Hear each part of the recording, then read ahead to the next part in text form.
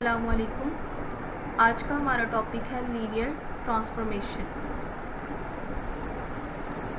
पहले जो है वो हम लीनियर कॉम्बिनेशन के बारे में पढ़ चुके हैं, बट आज जो हमारा न्यू टॉपिक है वो है लीनियर ट्रांसफॉर्मेशन।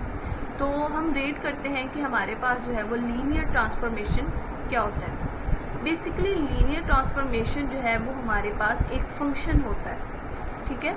वो फंक्शन हम अप्लाई करेंगे अपनी जो है वो लीनियर्स पर, ठीक है। तो लीनियर ट्रांसफॉर्मेशन की जो है हमारे पास दो प्रॉपर्टीज़ होती हैं।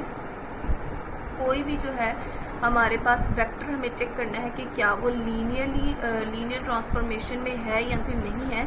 उसको चेक करने के लिए हम उस पर दो जो है वो प्रॉपर्टीज़ चेक करेंगे। अगर वो प्रॉपर्टीज़ को सेटिस्फाई करेगा तो वो लीनियर ट्रांसफॉर्मेशन में होगा, अदरवाइज नहीं होगा। तो जो हमारे पास दो प्रॉपर्टीज़ हैं वो ये हैं।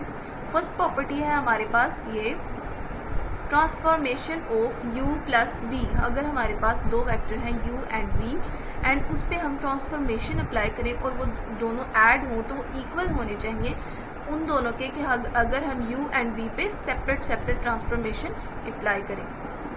फर्स्ट कंडीशन हमारे पास ये है।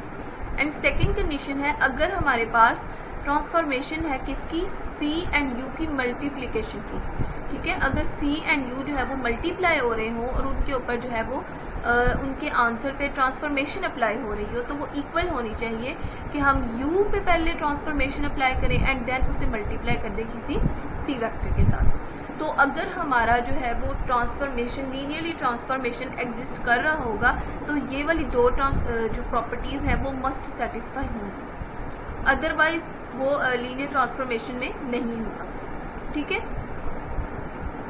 ये थी हमारे पास जो है यही दो प्रॉपर्टीज़ हम डिफरेंट क्वेश्चंस पे डिफरेंट फंक्शंस पे चेक करेंगे। अगर तो ये दोनों अप्लाई होंगी तो देन हम कंसीडर करेंगे, अदरवाइज कंसीडर नहीं करेंगे। जैसे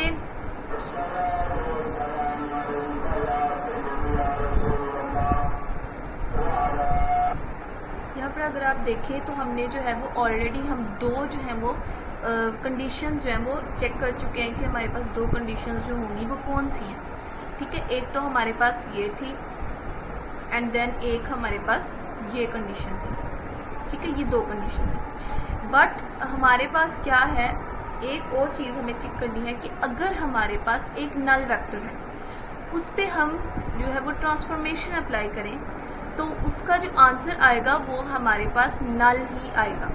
इसकी हम जो है वो एक एग्जांपल भी सॉल्व करेंगे, वहाँ से आपको और क्लियर हो जाएगा, ठीक है। वैसे आपने ये याद रखना है कि अगर किसी भी नल वेक्टर पे हम जो ट्रांसफॉर्मेशन अप्लाई करें तो हमारे पास आंसर में नल ही आता है, ठीक है। एंड देन ये तो हम ऑलरेडी डिस्कस कर चुके हैं, ठीक है। ये जो हमने पीछे दो प्रॉपर्टीज़ देखी थी T U plus V is equal to T U plus T V and T अगर c एंड v को मल्टीप्लाई करें एंड देन हमारे पास c जो है वो बाहर आ जाए एंड देन हमारे पास t ऑफ u।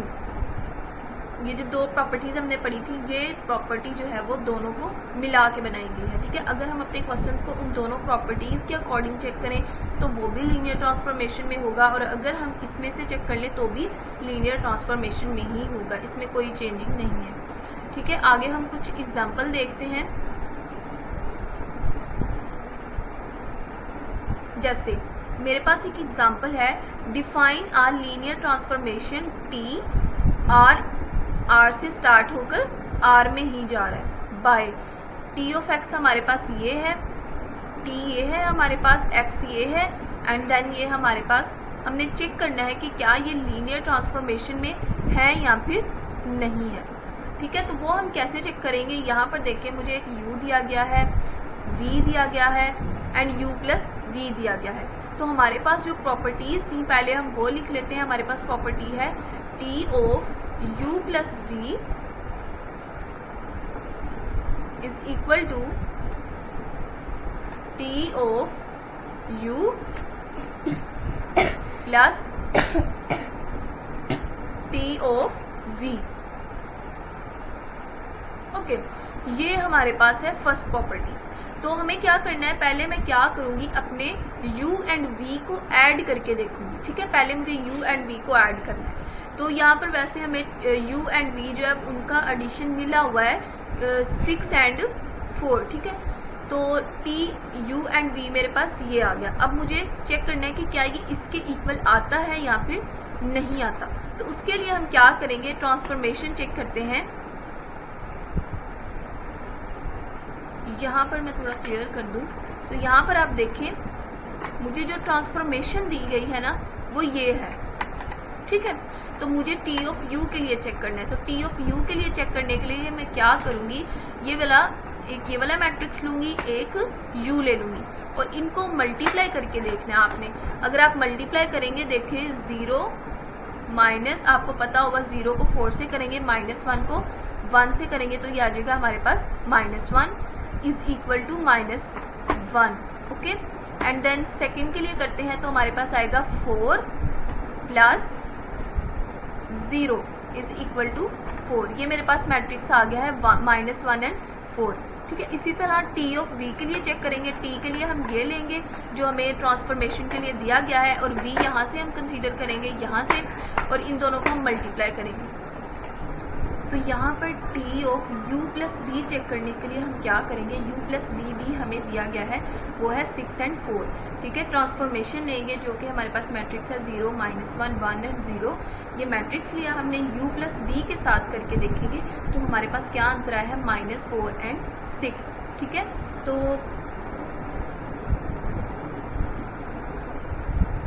यहाँ पर देखें जो मेरे पास ये आंसर आया था, मेरे पास दो मैट्रिक्स आए हैं -1 एंड 4 एंड दूसरा मेरे पास वेक्टर आया है -3 एंड 2, ठीक है।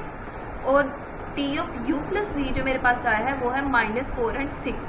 अब मुझे क्या करना है, इन दोनों को ऐड करके देखना है कि क्या ये टी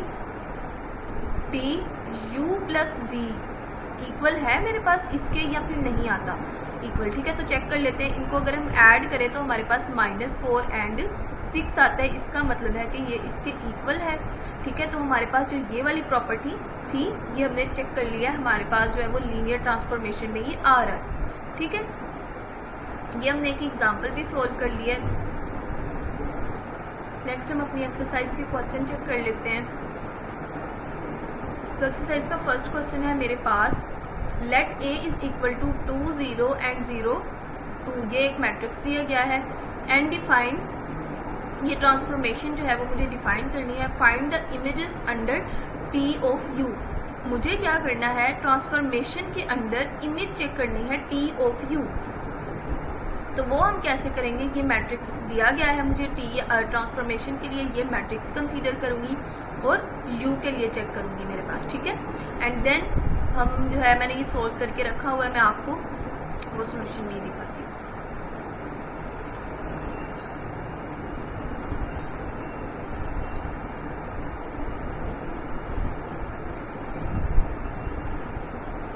यहाँ पर देखें मुझे क्या कहा गया था, इमेज फाइंड करनी थी। इमेज फाइंड करनी थी टी ऑफ यू की एंड टी ऑफ वी की अंडर ट्रांसफॉर्मेशन। तो ट्रांसफॉर्मेशन के लिए मेरे पास ये है मैट्रिक्स A, उसको लिखा, किसके अंडर फाइंड करनी थी, U के। A ऑफ U को मल्टीप्लाई करेंगे तो आपको मल्टीप्लाई करना आता है, हमारे पास ये आएगा मैट्रिक्स। देन हमें क्या कहा गया था, A ऑफ V के अंडर भी फाइंड करनी है। A ऑफ V में क्या है, A एंड B। और ट्रांसफॉर्मेशन के लिए जो मैट्रिक्स दिया गया था वो हमें ये दिया गया था, A लिखेंगे, B लिखेंगे और इन दोनों को मल्टीप्लाई करेंगे, हमारे पास ये मैट्रिक्स आ गया। ये है हमारे पास फाइंड करने का तरीका, इमेजेस, ठीक है। नेक्स्ट क्वेश्चन नंबर 2 देखते हैं। क्वेश्चन नंबर 2 में क्या किया गया है, हमें एक मैट्रिक्स दिया गया है A, U एंड V दिया गया है, फिर हमें फाइंड करनी है images under T of U and T of V find करने के लिए कहा गया है। तो हम चेक कर लेते हैं। यहाँ पर आप देखें ये एक मैट्रिक्स है, U एंड V दिया गया है, ठीक है। तो जैसे हमने फर्स्ट क्वेश्चन में किया बिल्कुल एज इट इज हम क्वेश्चन नंबर इसमें भी करेंगे। यहाँ पर देखें हमें टी ऑफ यू के लिए हम क्या करेंगे, ट्रांसफॉर्मेशन वाला मैट्रिक्स लेंगे जो कि हमें ये दिया गया है, ठीक है। एंड यू वेक्टर लेंगे ये। अब हमें क्या करना है, इनको मल्टीप्लाई करना है। तो आपको पता है 5 को 1 से मल्टीप्लाई करेंगे, 0 को इस 0 से एंड इस थर्ड वाले को थर्ड से। तो 5 इन सबको मल्टीप्लाई करके हमारे पास जो है वो जस्ट, तो अगर हम इस सेकेंड रो को मल्टीप्लाई करेंगे तो हमारे पास क्या आएगा, 0 ही आएगा। 0 को 1 से मल्टीप्लाई करें 0, 5 को 0 से करेंगे तो 0, 0 को -4 से करेंगे तो आएगा 0। ठीक है, अब थर्ड रो को करके देख लेते हैं।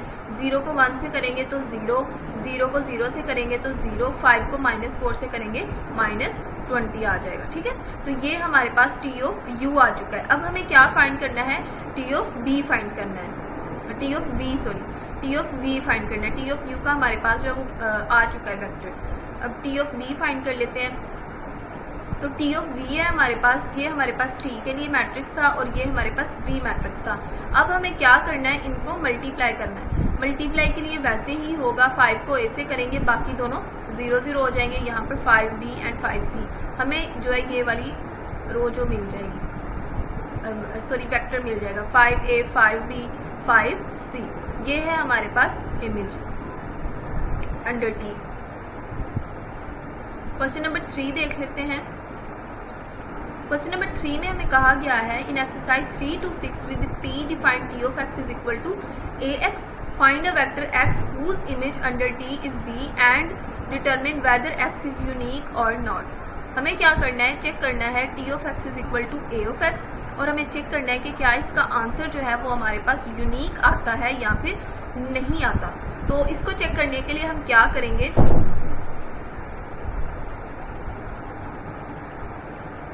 ये है मेरे पास मैट्रिक्स A एंड ये है B, इसको मैं आर्ग्यूमेंटेड मैट्रिक्स की फॉर्म में लिखूंगी।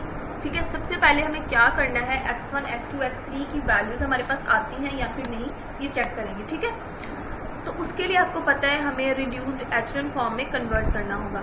इसको रिड्यूस्ड एचरन फॉर्म में कन्वर्ट करने के लिए मुझे क्या करना होगा, सबसे पहले मुझे इसे 0 बनाना है और इसे 0 बनाना है। ठीक है, ये -2 को 0 बनाने के लिए हम कौन सा ऑपरेशन अप्लाई करेंगे, हम क्या करेंगे कि R1 को 2 से मल्टीप्लाई, -2 से मल्टीप्लाई कर देंगे एंड देन उसे ऐड कर देंगे R2 में। ठीक है, जब R2 में उसे ऐड करेंगे तो हमें यहाँ पर 0 मिल जाएगा एंड देन अगर इसको 0 बनाना है तो उसके लिए हमें क्या करना होगा, हमें इसको हम -2 से मल्टीप्लाई नहीं करेंगे बल्कि खाली 2 से करेंगे। ओके, इसको 3 को 0 बनाने के लिए हम क्या करेंगे, R1 को मल्टीप्लाई करेंगे -3 से, देन उसको ऐड कर देंगे R3 में। जब ऐड करेंगे तो हमें यहाँ पर 0 मिल जाएगा। ठीक है, तो नेक्स्ट देख लेते हैं। हमारी जो है पूरी रो पे जो है वो इफेक्ट आएगा क्योंकि ऑपरेशन पूरी रो पे ही अप्लाई होंगे।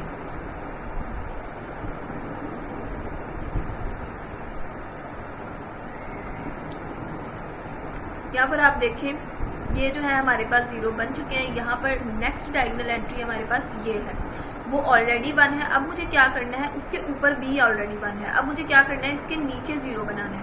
तो इसके नीचे 0 बनाने के लिए मैं क्या करूँगी, R2 को 2 से मल्टीप्लाई करूँगी और इसको ऐड कर दूँगी R3 में।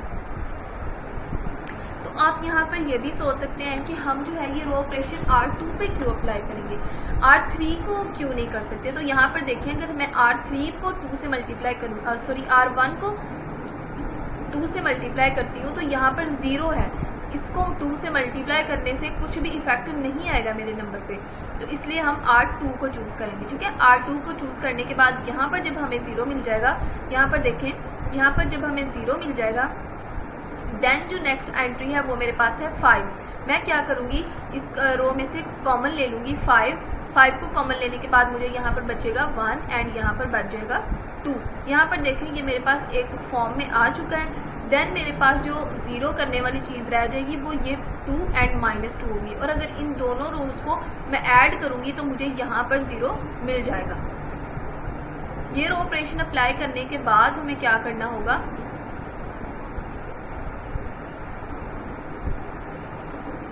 ये देखें यहाँ पर -2 बच गया, ये तो हो गया 0। अब इसको -2 को 0 करने के लिए हम क्या करेंगे, R3 के साथ हम 2 को मल्टीप्लाई करेंगे, देन उसे ऐड कर देंगे R1 में। ठीक है, R1 में मल्टीप्लाई ऐड करने के बाद हमारे पास क्या होगा, ये यहाँ पर भी 0 आ जाएगा। और अगर आप यहाँ पर देखें, हमारे पास जो आंसर आया है वो आया है 3 x1 is equal to 3, x2 is equal to 1 and x3 is equal to 2। हमें कहा गया था कि हमें चेक करना है क्या हमारा सोल्यूशन जो है वो यूनिक है या नहीं। तो आप देख लें, ये हमारे पास जो सोल्यूशन है हमारा यूनिक आया है। देन जो हमारे पास क्वेश्चन नंबर 3, 4, 5, 6 ये हमारे पास एक ही मेथड से होंगे। आपने क्या करना है कि इसको आर्ग्यूमेंटेड मैट्रिक्स की फॉर्म में लिखना है, रो रिड्यूस्ड फॉर्म करके हम x1, x2, x3 का जब हमारे पास आंसर आएगा तो हमें चेक करना है कि क्या हमारे पास जो आंसर है वो यूनिक है या नहीं है। ठीक है।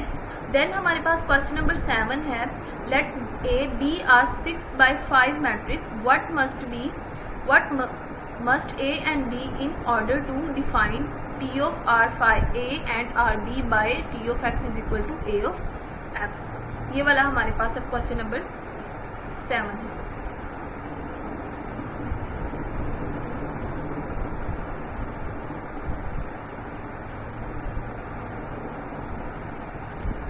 यहाँ पर देखिए हमें एक ऑर्डर दिया गया है 6x5 का ऑर्डर, ठीक है, A एंड B के लिए। तो यहाँ पर हम खुद जो है वो चेक करेंगे कि A के लिए जो हमारा ऑर्डर होगा वो 6 होगा और वो किस में से होगा, R की पावर 6, ठीक है। और जो B हमें दिया गया है वो क्या होगा, हमारे पास B के जो कॉलम होंगे वो 5 होंगे और वो किस में से बिलोंग कर रहा होगा, R5 में से।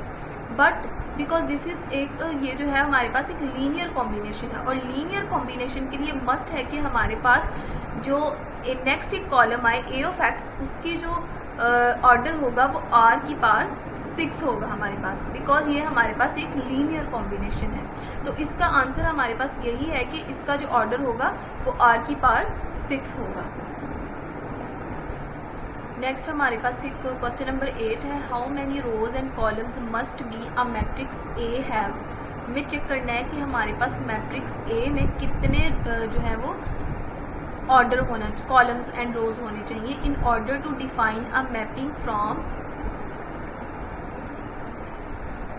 R4 to R5 by the rule of T of X is equal to A of X। ठीक है, हमें चेक करना है कि हमारे पास जो मैट्रिक्स A हो उसका ऑर्डर क्या हो मैपिंग के लिए, जो मैपिंग को डिफाइन करता हो R4 to R5। तो किस रूल के मुताबिक हमें चेक करना है, T of X is equal to A of X। इसका मतलब है T of X is equal to A of X, इसका मतलब है कि हमारे पास वो क्या है, लीनियर कॉम्बिनेशन है। तो लीनियर कॉम्बिनेशन के लिए हमें चेक करना है कि हमारे पास मैट्रिक्स A का जो है वो क्या ऑर्डर होगा। तो R4 जो है हमारे पास वो क्या डिफाइन कर रहा है कि R4 में हमारे पास 5 रोज होने चाहिए, ठीक है, एंड 4 कॉलम्स होने चाहिए। ये तो हमारे पास मस्ट होने चाहिए R4 के लिए। और इनटू R5 के लिए हम क्या करेंगे, R5 का मतलब है कि हमारे पास जो एंट्रीज हैं हमारे मैट्रिक्स में, एंट्रीज हमारे पास क्या होनी चाहिए, 5 होनी चाहिए, 5 एंट्रीज और 5 ही रोज होनी चाहिए कॉलम A के लिए, सॉरी मैट्रिक्स A के लिए। तो क्वेश्चन नंबर 8 के लिए जो आप फाइनली आंसर लिखेंगे, आप इसको जो है वो कंडीशंस बताने के बाद आप लिखेंगे कि A must have 5 rows. A के लिए मस्ट होनी चाहिए 5 रोज एंड 4 कॉलम्स, ठीक है।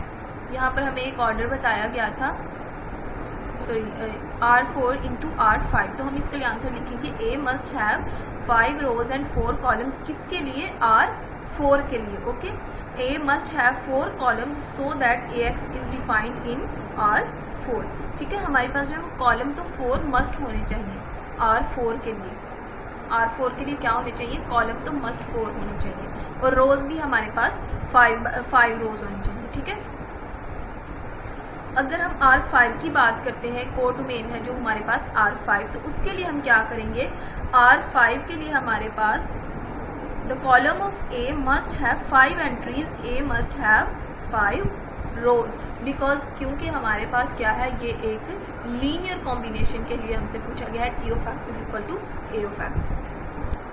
नेक्स्ट क्वेश्चन नंबर 9 है, for exercise 9 and 10 find all x in R4 that are mapped into 0 vector by the transformation x to A of X, find the given matrix for the given matrix a हमें दिया गया है इस matrix में, ठीक है। तो हमने क्या करना है, इसके ऑल एक्स फाइंड करने हैं। जो क्वेश्चन नंबर 9 एंड 10 है वो सेम मेथड से ही होंगे, इसलिए हम क्वेश्चन नंबर 9 जो है वो देख लेते हैं, ठीक है। क्वेश्चन नंबर 9 है, हमारे पास हमें एक मैट्रिक्स दिया गया है, हमें क्या करना है, इसके ऑल जो है वो एक्स फाइंड करने हैं। तो ऑल एक्स फाइंड करने के लिए आपको पता है हम क्या करेंगे, मस्ट हम रो रिड्यूस्ड फॉर्म में कन्वर्ट करेंगे। रो रिड्यूस्ड फॉर्म में कन्वर्ट करने के बाद अगर आप देखें, यहाँ पर ज़ीरो बनाना होगा हमें, यहाँ पर ज़ीरो बनाना होगा, यहाँ पर ज़ीरो बनाना होगा। हम डिफरेंट ऑपरेशंस अप्लाई करेंगे और इसे रो रिड्यूस्ड फॉर्म में कन्वर्ट करेंगे, ठीक है। रो रिड्यूस्ड फॉर्म में कन्वर्ट करने के बाद हमने अपने सारे एक्स फाइंड करने हैं। यहाँ पर आप देख लीजिएगा ये ऑपरेशंस अप्लाई करके क्या किया गया है, इसे रो रिड्यूस्ड फॉर्म में कन्वर्ट किया गया है। यहाँ पर देखें हमारी फर्स्ट एंट्री ये थी, सेकेंड एंट्री ये थी, लेकिन जो थर्ड एंट्री है वो ज़ीरो हो चुकी है। तो क्या होगा, नेक्स्ट रो में हम चेक करेंगे तो नेक्स्ट रो में भी ज़ीरो हो चुकी है। तो फिर हम जो है रिड्यूस्ड एचेंट फॉर्म में जस्ट इन दो रोज़ को ही कंसीडर करेंगे और इसके सारे नीचे वाले ज़ीरो होने चाहिए और इसके नीचे और ऊपर दोनों ज़ीरो होने चाहिए और इस -4 को भी हमें ज़ीरो करना होगा, ठीक है। इस -4 को भी ज़ीरो करने के बाद हम क्या करेंगे, यहाँ पर देखें, इन -4 को ज़ीरो करने के बाद हमारे पास जो है पिवट पोजीशंस आ चुकी हैं, एक ये वाली है और एक ये वाली है। इसके अकॉर्डिंग जो हमारे पास इक्वेशन बनती है वो ये है, x1 is equal to x1 minus 9x3, यहाँ पर क्या है आगे, माइनस 9x3 प्लस 7 इक्वल 0। इसी तरह हम अपनी जो है वो सेकेंड कंडीशन भी लिख लेंगे। यहाँ से आपको पता है हम x1 कैसे गेट करेंगे, x1 is equal to 9x1 minus 7x3 4 is equal नहीं है, ठीक है। तो यहाँ पर देखिए हमें x1 मिल जाएगा। ऐसे ही दूसरी जो हमारे पास होगी इक्वेशन, वहाँ से हम x2 लिख लेंगे। आगे आपको पता है हम पैरामेट्रिक फॉर्म में कैसे लिखते हैं, पैरामेट्रिक फॉर्म में कन्वर्ट करने के बाद हमें x1 x2 x3 का जो है वो आंसर मिल जाएगा। यहाँ पर देखिए हमें सबका आंसर नहीं मिलेगा, जो लास्ट वाला जो हमारे पास होगा वो एक फ्री वेरिएबल होगा, क्योंकि जो लास्ट रो है वो हमारे पास 0 आ चुकी है। तो ये है हमारा जो है वो ये हमने एक्सरसाइज के क्वेश्चन सोल्व किए हैं। हम क्या करते हैं, जो हमने लीनियर ट्रांसफॉर्मेशन देखी थी कि उसके लिए दो कंडीशंस जो है वो सेटिस्फाई हो जाए, तो उसका एक्सरसाइज में तो ऐसा कोई क्वेश्चन नहीं था, तो हम क्या करते हैं उसकी एक जो है वो एग्जाम्पल सोल्व कर लेते हैं, ठीक है। तो जो हमने डिफरेंट कंडीशंस देखी थी, 3 बेसिकली कंडीशंस थी, नलिटी वाली भी कंडीशन हम अंदर कंसीडर कर ले, तो हम उसके लिए चेक करते हैं एक एग्जाम्पल सॉल्व करके। यहाँ पर आप देखिए तो ये मेरे पास एक फंक्शन है जिसमें p ऑफ x1 x2 है, वो किसके इक्वल है, x1 प्लस 1 के, एंड x2 किसके इक्वल, x2 प्लस 2 के। तो हमने रीड किया था कि जब भी हम ट्रांसफॉर्मेशन अप्लाई करेंगे किसी नल वेक्टर के लिए, तो हमारे पास आंसर क्या आना चाहिए, मस्ट बी 0 होना चाहिए। तो अगर हम यहाँ पर चेक करें, तो अगर मैं इस फंक्शन में 0 पुट करती हूँ, यहाँ पर देखें आप 0 0, तो यहाँ पर क्या आंसर आ रहा है, यहाँ पर हमें 0 नहीं मिल रहा। x1 की जगह पे 0 प्लस 1, x2 की जगह 0 प्लस 2, तो ये मेरे पास जो आंसर आएगा वो आएगा 1 एंड 2, जो कि इक्वल नहीं है मेरे पास 0 के। तो इसके लिए आप लिख देंगे कि ये हमारे पास लीनियर ट्रांसफॉर्मेशन नहीं है।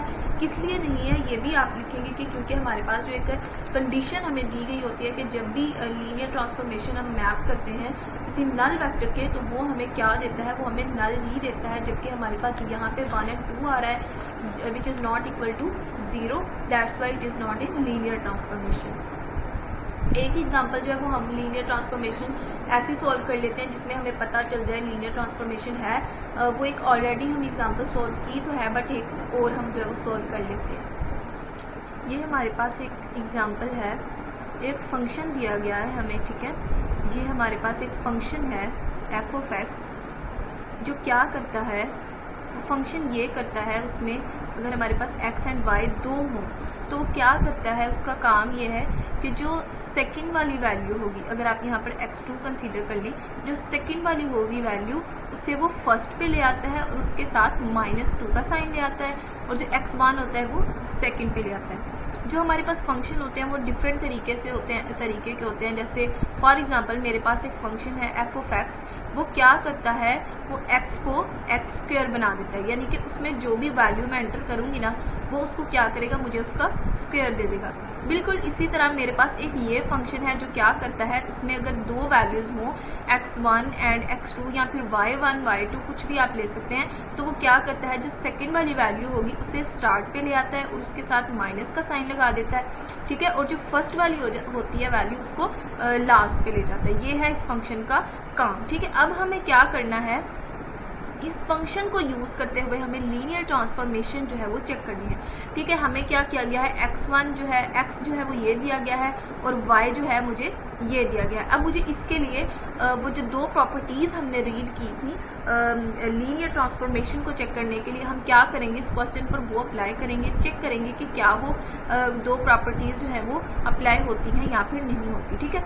ये मेरे पास x1 है, ये मेरे पास x2 है। तो सबसे पहले हमें क्या करना है, एडिशन वाली प्रॉपर्टी जो है वो चेक करनी है। आई होप आपको जो है वो प्रॉपर्टी याद होगी कि अगर हमारे पास दो वेक्टर हों a और b, अगर उनका ट्रांसफॉर्मेशन, उस होल का ट्रांसफॉर्मेशन जो है वो किसके इक्वल होगा, अगर हम उन दोनों के सेपरेट ट्रांसफॉर्मेशन लें और देन उनको ऐड करें तो वो दोनों क्या आने चाहिए, इक्वल आने चाहिए। तो हम चेक करते हैं कि क्या यहाँ पर ये रूल अप्लाई होता है या नहीं, ये हमारे पास फर्स्ट कंडीशन है, ठीक है। यहाँ पर देखिए मैंने क्या किया, T of X plus Y, यानी कि पहले मैंने T of X plus Y के लिए हम क्या करेंगे, इन दोनों को ऐड करेंगे, ठीक है, x1 x2 and y1 y2, ये इस फॉर्म में लिख लिया। यहाँ पर देखिए x1 x2 एंड क्या किया गया है, यहाँ पर x1 एंड y1 जो फर्स्ट वाली एंट्रीज हैं उन्हें फर्स्ट पे ले लिया गया है एंड जो सेकंड वाली एंट्रीज हैं उनको सेकंड पे ले लिया गया है, ठीक है। अब हम अपने फंक्शन को देखते हैं कि हमारे फंक्शन जो था, हमारे क्वेश्चन में दिया गया था, उसका काम क्या था। उसका ये काम था कि सेकंड वाली एंट्री को फर्स्ट पे ले आता था। तो यहाँ पर देखिए सेकंड वाली एंट्री हमारे पास क्या है, x2 एंड y2, तो उसको उसने क्या किया है, ये यहाँ पर भी मैंने क्वेश्चन जो है वो मेंशन किया हुआ है। तो उसने क्या किया कि सेकंड वाली एंट्रीज क्या थी हमारे पास, x2 एंड y2, उनको स्टार्ट पे ले आया और उनके साथ उसने माइनस के साइन लगा दिए और कॉमा में x1 x2 जो है वो हमारे पास इस साइड पे आ जाएगा। तो यहाँ पर देखें अगर हम ऐसा करें कि x2 एंड y2 इन दोनों के साथ माइनस है, तो अगर हम ऐसा करें लीनियर ट्रांसफॉर्मेशन चेक करने के लिए कि क्या हमारे पास ये इक्वल आते हैं या नहीं आते, तो अगर मैं इनको सेपरेट करूं x2 और x1 को, तो x2 में मेरे पास क्या आ रही हैं, x2 में मेरे पास आ रही हैं x2 एंड y1, ठीक है।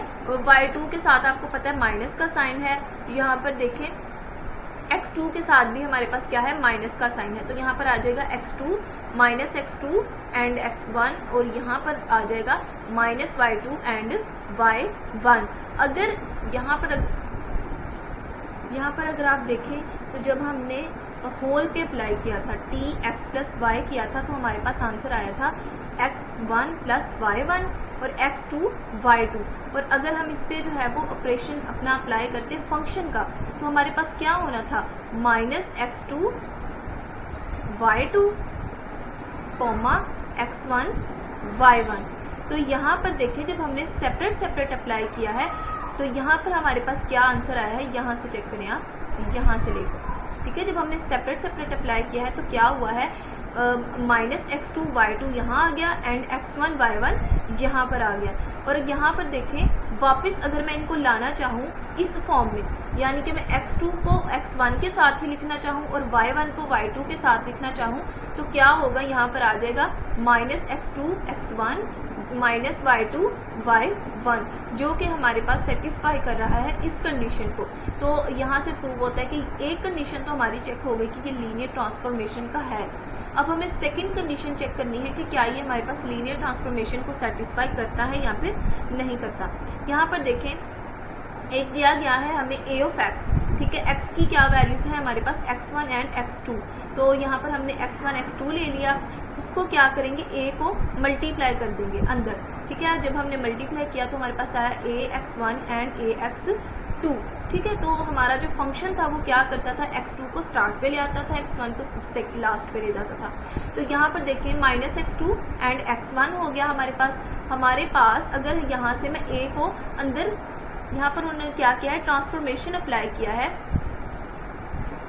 तो इस वक्त अगर आप चेक करें तो हमारे पास क्या है a minus x2 and, but अगर हम यहाँ पर देखें a जो है वो साथ में मल्टीप्लाई हो रहा है, ठीक है। लेकिन अगर हम a को जो है उन्होंने यहाँ पर क्या किया था, a को अंदर मल्टीप्लाई कर दिया था, लेकिन सेकेंड पार्ट में उन्होंने क्या किया है, a को बाहर निकाल लिया है, ठीक है। तो यहाँ पर भी जब हम a को कॉमन ले रहे थे तो हमारे पास बाकी क्या बचा था, माइनस x2 एंड x1। लेकिन अगर हमारे पास ये क्वेश्चन हो a x1 एंड x2, तो आप देखें कि हमारे पास सेम नहीं आ जाएगा। हमारा फंक्शन क्या है, फंक्शन ये है कि minus x2 and x1, transformation जो है वो ख़त्म हो जाएगा और साथ में क्या आ जाएगा, a, साथ में a आ जाएगा, जो कि हमारे इस पार्ट के इक्वल आ रहा है। तो हमारे पास जो सेकंड कंडीशन थी मल्टीप्लाई वाली वो भी सेटिस्फाई हो रही है। तो ये था हमारा टॉपिक ट्रांसफॉर्मेशन का, लीनियर ट्रांसफॉर्मेशन का। होप जो है वो आपको इस टॉपिक की समझ आ गई होगी। अगर आपको ये वीडियो पसंद आए तो इसे लाइक ज़रूर कीजिएगा, शेयर ज़रूर कीजिएगा और अपने फ्रेंड्स के साथ शेयर ज़रूर कीजिएगा, सब्सक्राइब ज़रूर कीजिएगा।